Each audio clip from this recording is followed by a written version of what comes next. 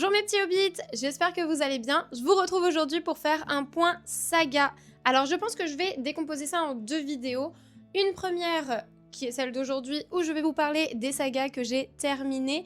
Et je ferai une deuxième vidéo où je vous parlerai des sagas dans lesquelles je suis à jour ou alors celles qui sont en cours. Et vous allez voir que j'en ai pas mal. Mais certaines, il me reste un tome et après ça sera terminé. Et donc justement, je vais me concentrer sur celle-ci cette année, essayer d'en terminer le plus possible. Voilà, pour un petit peu édulcorer tout ça parce que là, j'ai vraiment énormément de sagas en cours. Donc aujourd'hui, on va faire un point justement sur celles qui sont terminées. Je vous ai déjà fait une vidéo de ce type l'année dernière où je vous ai parlé des sagas que j'avais terminées dans l'année 2024. Je vous remets la vidéo quelque part. Et donc là, je vais vous parler des sagas que j'ai terminées depuis les vidéos précédentes jusqu'à ce jour. Je me suis pas arrêtée dans l'année 2025 parce que j'en ai terminé là en ce début d'année. Donc du coup, je me suis dit que j'allais les mettre dans ces vidéos. Hein, pourquoi ne pas en parler dès maintenant? Donc voilà pour la petite intro et donc on va pouvoir commencer directement. J'en ai terminé 8 cette année. Je les ai mises où?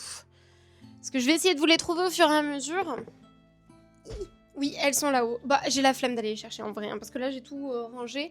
Donc je vous mettrai une photo. Mais en première saga que j'ai terminée cette année, c'est la sélection de Kirakas, qui est composée de 5 tomes. Mais j'ai vu qu'elle avait fait pas mal de petits spin-offs, donc de petits romans comme ça, sur différents petits sujets qui se suivent ou qui ne se suivent pas. J'ai pas très bien compris en fait. Est-ce que c'est des stand-alone? Est-ce que c'est des suites, des préquels?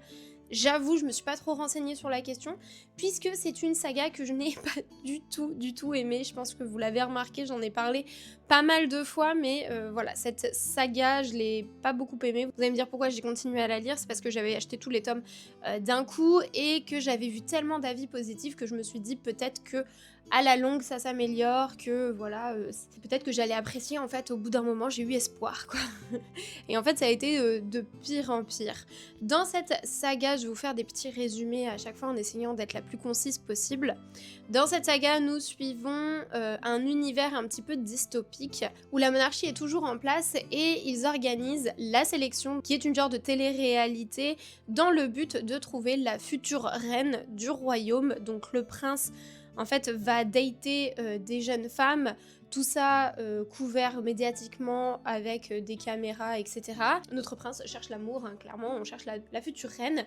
Et donc pour ça, ils vont prendre des femmes de différents univers du royaume, etc. C'est pas forcément les princesses d'à côté. Dans cette dystopie, je vais revenir un peu là-dessus, on va avoir différentes classes sociales, c'est très bien structuré, on va dire. Donc on a les personnes qui sont avec un milieu assez ouvrier, ensuite on va avoir ceux qui sont un peu plus artistes dans le spectacle, etc. Et donc on a comme ça une graduation, on va dire, de la société.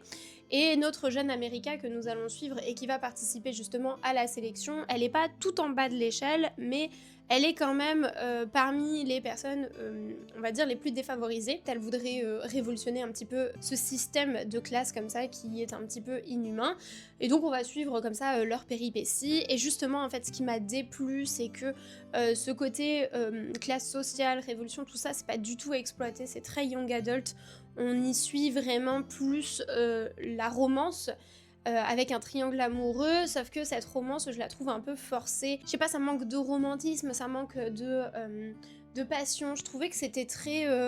bon bah voilà, il faut une romance, donc on va vous mettre une romance, mais ouais, ça m'a pas vendu du rêve, hein, franchement. Après, je peux comprendre que ça puisse plaire à un public assez adolescent. Dans l'idée, il y a beaucoup d'action, ça se lit très facilement, c'est un peu page-turner, donc ça, je peux comprendre.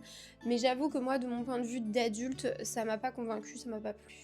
Donc voilà pour la première saga. On va continuer avec des sagas que j'ai pas trop aimé. Parce qu'en fait, je cache ici les livres que je veux vendre. Donc ça vous dit, celui-là, je l'ai pas trop aimé non plus. La deuxième saga que j'ai terminée cette année, c'est I'm Not Your Soulmate de Lila Mars, et donc avec The Perfect Match, et le tome 2, The Love Match, non, The Perfect Love. Donc c'est une duologie. Elle a également fait une deuxième duologie qui reprend en fait un des personnages dans la duologie originelle, et donc on y suit voilà, son développement à lui. Donc là je vais parler de cette duologie là puisque je n'ai pas lu l'autre duologie. Il me semble que c'est The Perfect Fall, un truc comme ça. Et donc ici nous sommes encore dans une dystopie. Nous sommes encore dans du young adult. Dans cette dystopie, les personnes en fait doivent choisir leur partenaire amoureux, doivent se marier en fonction des résultats d'un algorithme qui s'appelle Algorithma, qui décide du taux de compatibilité entre les personnes. Donc c'est lui qui choisit avec qui vous allez partager votre vie. Nous y suivons Elliot qui a un petit ami et donc ils vont faire ce test de compatibilité pour savoir s'ils peuvent se marier, sauf qu'en fait elle va être notée compatible avec un taux défiant toute concurrence, mais avec le frère de son petit ami. Donc vous comprenez bien les problématiques. Et autant j'ai bien aimé ce premier tome, je l'ai trouvé addictif, il se lisait très bien, même si j'avoue que j'ai eu peu de surprises, c'est-à-dire qu'en lisant déjà le synopsis, ce que je viens de vous dire, je pense que vous pouvez imaginer ce qui se passe dans ce roman, et en effet j'ai pas été très surprise, j'ai un peu vu venir en fait toute l'intrigue, tout le dénouement, même si voilà, on a aussi un côté un petit peu révolution qui se met en place, et ça c'est vrai que c'est un peu plus intriguant, même si voilà, je vous le dis, il y a peu de surprises dans ce premier tome. Mais alors ce qui m'a pas plu du tout, c'est le second tome. Le second tome, je l'ai trouvé comment dire, il m'a pas plu sur la romance. J'ai trouvé que la romance, elle était presque toxique. Là, ça vendait pas du tout du rêve. Et j'ai trouvé que le côté politique, le côté intrigue avec les révolutionnaires, etc., m'a pas convaincu non plus parce qu'elle développe très peu, en fait, l'univers, les revendications, les problématiques qu'il y a dans cet univers. On sait juste ce problème d'Algorithma qui réunit des couples sans leur demander forcément leur avis, leur consentement, mais en même temps notre couple principal qui est contre ce système, bah en fait lui ça a fonctionné. Et on nous montre pas en fait la problématique que ça peut avoir. Elle évoque un petit peu la problématique que ça peut avoir justement pour le mouvement révolutionnaire, mais c'est pas tant développé que ça. Et encore une fois, je trouve que le gouvernement qui est en place, on nous l'explique pas tant que ça, on nous montre pas quelle est la problématique, qu'est-ce qu'ils peuvent faire qui est répréhensible, mis à part cet algorithme. Il y a que ça en fait. Et donc ça m'a pas plu, et notamment on voit les révolutionnaires faire des actes qui sont quand même très répréhensibles. Donc c'est un peu, je suis un peu partagée en fait par rapport à ça, et j'ai trouvé que le second tome a été beaucoup plus faible, beaucoup moins bien écrit. Bref, il m'a un peu saoulée en fait, hein. Vraiment je l'ai pas aimé. Un public young adult, je pense que ça marche très bien, que ça plairait, mais voilà, j'étais pas la cible, c'était pas assez adulte pour moi. Ensuite, ah là je les ai pas en physique. La saga suivante que j'ai terminée cette année, c'est La femme de ménage de Freda McFadden. Il y a 3 tomes et demi puisque on a 3 tomes principaux, et puis après il y a une petite nouvelle qui est La femme de ménage se marie, qui est entre le tome 2 et le tome 3. Alors c'est pareil, en fait j'ai bien aimé le tome 1. Dedans nous allons y suivre Millie qui sort de prison. Elle est restée 10 ans en prison, on ne sait pas exactement pourquoi au début. Donc elle vient juste de sortir de prison, elle veut se trouver un travail pour subvenir à ses besoins, hein. Et elle va être engagée donc comme étant gouvernante et babysitter dans la maison d'une famille assez aisée. Je ne sais plus comment il s'appelle, mais en tout cas il y a un couple et une enfant. Et elle va vivre avec eux, elle va avoir une chambre au dernier sous les combles. Sauf qu'en fait elle va se rendre compte que la femme a un comportement assez particulier, assez étrange. Et donc elle va essayer en fait de s'adapter justement à toutes les situation un peu particulière qu'elle peut vivre avec sa patronne. C'est un thriller un peu psychologique, donc on va suivre comme ça ses petites aventures. Oui, j'ai oublié de vous dire, j'ai oublié le plus important, on commence le livre avec un meurtre en fait. On sait qu'il y a quelqu'un qui est mort, la police est sur place, mais on ne sait pas qui est mort, on ne sait pas dans quelles circonstances, on sait juste qu'il y a un mort, et après hop, on fait un retour en arrière et on rencontre notre Millie justement. Donc ce thriller, je l'ai bien aimé, ce tome 1, je l'ai bien aimé. C'est la première fois que je lisais du Freda McFadden, et c'est vrai qu'elle a une écriture qui est très addictive, très efficace. On est un peu happé dans le truc, on a envie d'avoir la suite. C'est très plaisant à écouter parce que moi je les ai tous écoutés en livre audio, et c'est vrai que même l'interprète féminine elle est très bien, enfin vraiment ça s'écoute mais tout seul, il n'y a aucun problème là-dessus. Maintenant ce que je peux dire, c'est que si vous avez déjà lu du Freda McFadden, ça va peut-être un peu moins vous impacter, vous allez peut-être le trouver un peu moins bien, parce qu'en fait Freda McFadden elle a toujours la même recette, hein. C'est-à-dire que c'est très souvent la même chose. Donc là comme c'était le premier pour moi, Je l'ai trouvé vraiment très bien, ça m'a bien plu, mais c'est vrai que plus j'en lis, et vraiment plus j'en ai marre, plus je vois un schéma répétitif, c'est toujours addictif, c'est toujours plaisant à écouter, mais maintenant je trouve que les dénouements sont un peu redondants, je les vois venir, c'est un peu tout le temps la même chose, donc ça m'intrigue de moins en moins, peut-être parce que j'en ai lu trop en trop peu de temps, peut-être. Mais en tout cas maintenant j'essaye de freiner un peu, et je vais attendre avant d'en relire un, enfin d'en réécouter un, parce que là ça a été un petit peu trop pour moi. Donc le premier tome je l'ai beaucoup aimé, mais alors après le tome 2 je l'ai assez bien aimé, même si encore une fois je trouvais ça un petit peu redondant. Le tome 2.5, donc la femme de ménage se marie, alors celui-ci par contre je l'ai pas du tout aimé, j'ai trouvé que c'était inutile, j'ai pas trop compris pourquoi elle l'avait fait, je crois que c'était parce que les fans le demandaient, mais du coup il y avait rien en fait, ouais, il est creux, il est un peu vide, je l'aime pas trop. Après le tome 3, en fait, entre le tome 2 et le tome 3, je les distingue plus, je sais même plus ce qui se passe dedans, je vais pas vous mentir. Ouais, j'ai plus eu d'engouement en fait, après, pour ces 2 autres tomes. J'ai bien aimé le premier, mais j'ai pas compris pourquoi elle avait voulu faire une suite, et la suite je la trouve pas nécessaire. Donc vous pouvez vous arrêter au premier si vous avez lu le premier. On commence avec des sagas terminés que je n'ai pas beaucoup appréciés, hein, vraiment. Vous inquiétez pas, il y a des sagas que j'ai terminés que j'ai appréciés. Ça va pas être ça toute la vidéo. Nous continuons pareil avec une autre saga que j'ai écoutée en lecture audio, et donc c'est Better Than the Movie de Lynn Painter. Il y a 2 tomes, c'est une duologie, on y suit le même couple, c'est pas des tomes compagnons, hein, c'est vraiment une suite. C'est une saga de romance young adult qui était mais très très plaisante. Alors c'est une saga où il n'y a pas de smut, je préfère vous le dire dès maintenant parce que justement je trouvais ça très rafraîchissant. Alors il y a quelques petits, on va dire... se cherche un petit peu quand même, mais il n'y a pas de scène explicite, vraiment décrite, etc. Donc ça reste un peu bon enfant, c'est pour ça que je vous dis c'est young adult. Et alors c'est très cocooning, c'est très mignon, j'ai vraiment bien apprécié. On y suit une jeune femme qui est justement amoureuse des romances, qui ne lit que ça, qui ne regarde que ça, enfin bref, elle adore. Et elle est un petit peu en conflit avec son voisin qui est son ancien meilleur ami.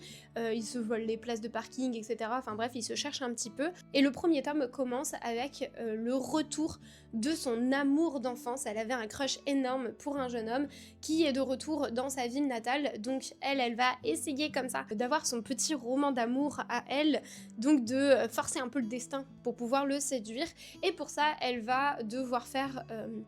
une alliance avec justement cette personne qu'elle ne supporte pas, qui habite à côté de chez elle, avec qui elle a des frictions, et ils vont faire semblant en fait de sortir ensemble pour la rendre un petit peu plus désirable. Vous voyez où on veut en venir, hein, c'est un trope de fake dating, et c'est, comme je vous le dis, trop mignon, trop cocooning.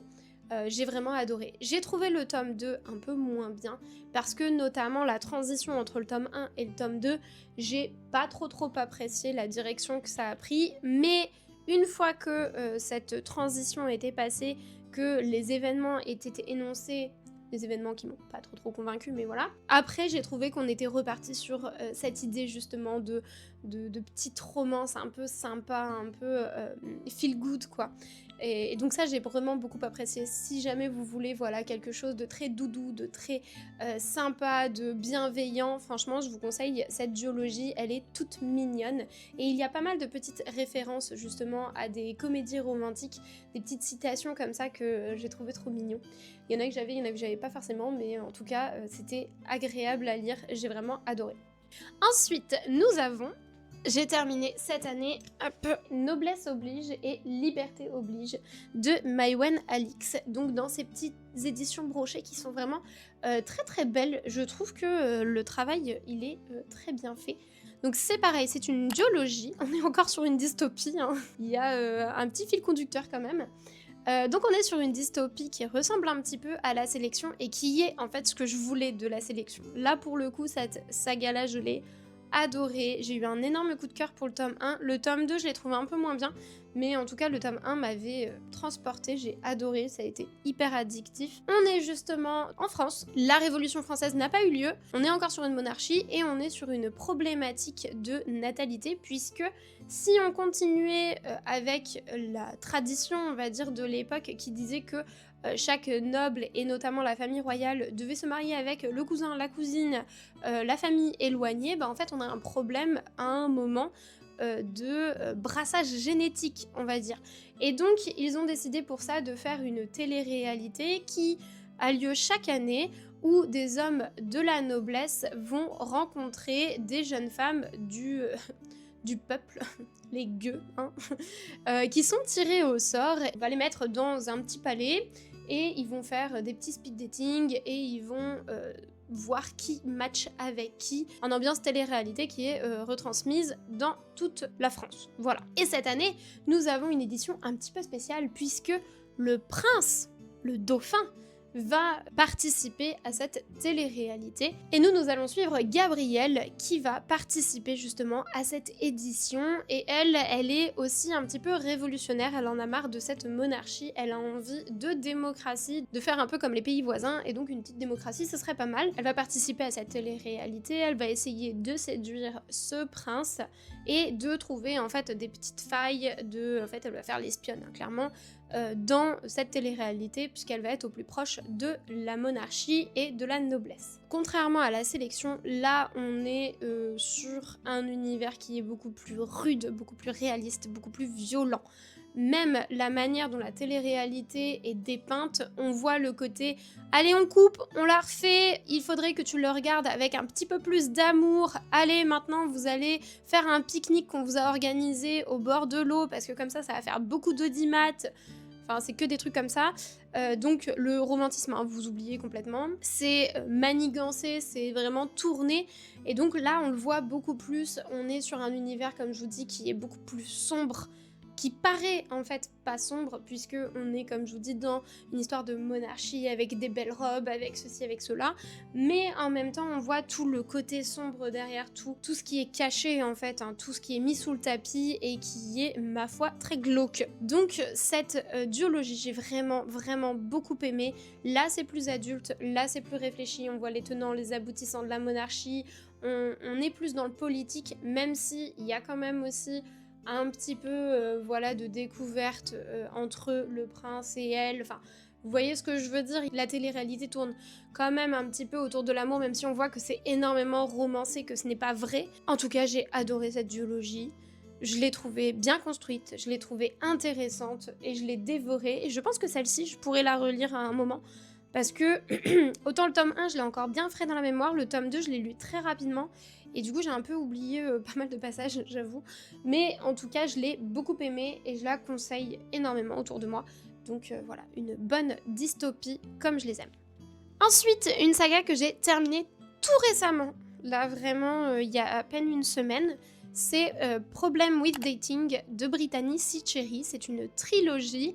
Ce sont des tomes compagnons, c'est-à-dire que pour chaque tome, nous allons suivre un couple différent, puisque c'est une saga de romance. C'est sur 3 sœurs, en fait, hein. Chaque tome est sur l'une des sœurs. Alors c'est mieux quand même de le prendre dans l'ordre, parce que sinon on se fait spoiler, hein, vu qu'elles sont sœurs, elles se connaissent, et donc on a un peu le dénouement quand même, hein. Moi je l'ai écouté en livre audio, l'écoute elle était très agréable, les interprètes étaient très bien. C'est une petite saga de romance qui est, ma foi, assez sympathique, même si, et alors là c'est sûrement de ma faute, mais en fait je commence à en avoir marre de la romance. J'en ai lu énormément l'année dernière, je vous remets ma vidéo de stats par ici si vous voulez, mais dans l'année 2025 j'ai lu 32 romances. La romance j'aime bien, hein, mais ce n'est pas mon domaine de prédilection, c'est pas ce dans quoi je m'épanouis, c'est pas mes meilleures lectures. Ce qui fait que là, en fait, je commence à en avoir marre, à trouver ça très répétitif, très redondant, et en fait à lever les yeux au ciel dès qu'ils ont un discours un petit peu trop joyeux, quoi. C'est-à-dire que dès qu'ils ont à avoir un dialogue où il va lui déclarer son amour, à quel point il est perdu sans elle, qu'elle a changé sa vie, etc. C'est vrai que très souvent, je suis là en mode « Waouh, c'est niais !» Donc, il va falloir que je ralentisse un peu et j'essaye là justement de ralentir sur la romance parce que ça commence à devenir un petit peu... voilà, parce que je commence à vraiment trouver chaque romance que j'écoute ou que je lis un peu cringe en fait au bout d'un moment. Donc, voilà, faut prendre ça en compte. Là, dans mon avis, c'est que je suis un peu à bout de la romance. Par contre, je peux quand même dire que c'est mignon, c'est sympa, j'ai bien aimé. Les personnages sont assez sympathiques, hein, ils sont assez différents tous. Le troisième, on va dire qu'on aborde des sujets un petit peu plus touchy que dans les deux premiers. Les deux premiers, ça va, on est sur des romances feel good, green flag, il n'y a aucun problème. Par contre, dans le 3, c'est vrai que là, on va avoir des personnages avec un passif un petit peu plus compliqué, on va dire. On va aborder des sujets un peu plus compliqués. Mais les trois sont assez sympas. On est sur une romance classique, feel good, comme il y en a tant d'autres. Il n'y a rien de... C'est ça le problème aussi, c'est que maintenant, il n'y a rien qui distingue chacune des romances, je trouve. Là, c'est très classique, quoi. C'est un peu tout le temps la même chose, mais celle-ci, voilà, fait le job. C'est sympa, c'est bien écrit. Voilà, c'est cool, même si ça m'a fait un petit peu lever les yeux au ciel, mais comme je vous dis, je suis dans une période où je commence à en avoir marre de la romance. Voilà. Ensuite, encore une saga de romance que j'ai terminée. Alors oui, je vais faire une petite disclaimer d'ailleurs là-dessus. Je vais un peu me répéter par rapport à ma vidéo sur les statistiques, mais en fait il faut prendre en compte que j'écoute mes livres audio quand je travaille, quand je conduis, quand je fais du ménage, etc. Donc en fait, je fais toujours autre chose en même temps qu'écouter mon livre audio, ce qui fait que je ne peux pas écouter de la fantasy parce que sinon je suis complètement perdue. Moi en plus j'ai une mémoire visuelle, donc j'ai besoin de lire les noms des personnages, de lire les noms des lieux pour bien me repérer, etc.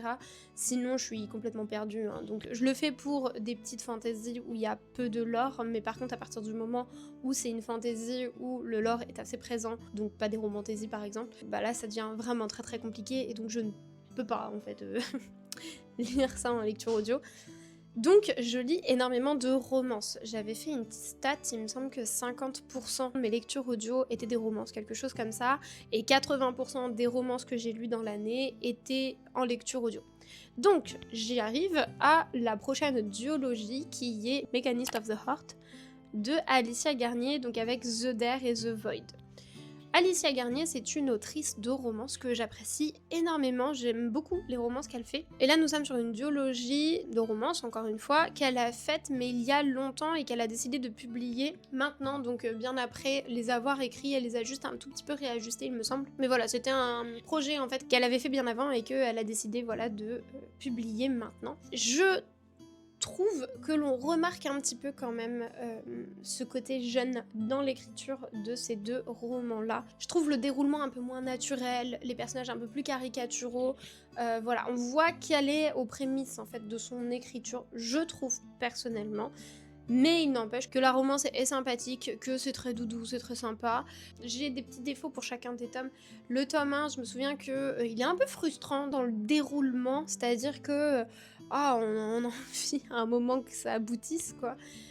Et le tome 2, je trouve que les personnages sont un petit peu agaçants à certains moments et un peu caricaturaux, je trouve. Mais la saga est quand même très plaisante à écouter, j'ai bien aimé, mais c'était pas ma préférée.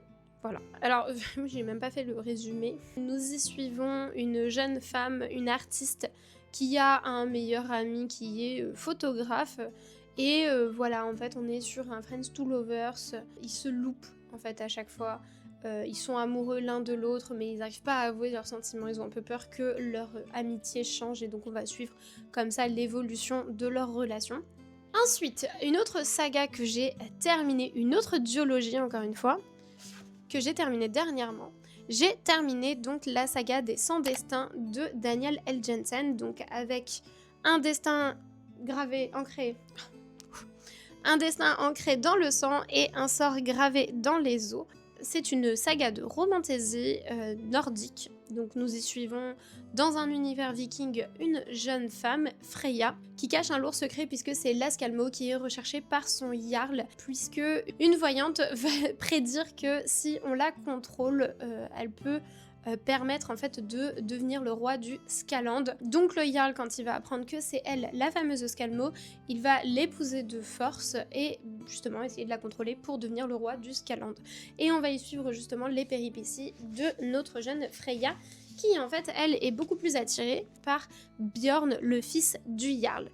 On est sur une saga donc, de Daniel L. Jensen, comme je le disais, donc une romantasy qui mêle très bien, je trouve, l'action, la romance, la politique. Je trouve qu'elle a une manière d'équilibrer ces romantaisies qui est très bien. On est dans de l'action, hein, c'est très addictif, c'est très rythmé, et en même temps la romance est bien présente, elle se construit assez bien. Voilà, je vous dis, je trouve que l'équilibre il est vraiment très bien fait. Le côté viking est très sympa, il y a tout un univers, toute une magie autour des dieux qui est très bien exploitée, qui est très intéressante. On se retrouve bien dans l'univers viking, je trouve. Ce que je déplorerais peut-être, c'est juste le manque d'originalité au niveau des noms des personnages et au niveau des actions. Je trouve que ça ressemble quand même énormément à la série Viking, que c'est très empreint de ça, on sent beaucoup d'inspiration en fait de la série Viking. C'est le seul truc que je pourrais déplorer, mais autrement l'univers est vraiment très très sympa, je le trouve chouette. C'est une romance sans prise de tête sur l'univers Viking qui se lit très très facilement, donc je peux que la conseiller si c'est ce que vous recherchez. Et voilà pour les sagas que j'ai terminées cette année. Et donc on a terminé avec cette vidéo, je vous ai présenté toutes les sagas que j'ai terminées. J'espère que cette vidéo vous aura plu. N'hésitez pas à me dire en commentaire si vous avez des avis différents ou similaires aux miens, ça m'intéresse. N'hésitez pas également à liker et à partager la vidéo, ça fait toujours plaisir et ça aide énormément pour l'algorithme. Et je vous retrouve très prochainement pour une prochaine vidéo. Ciao les hobbies du flux!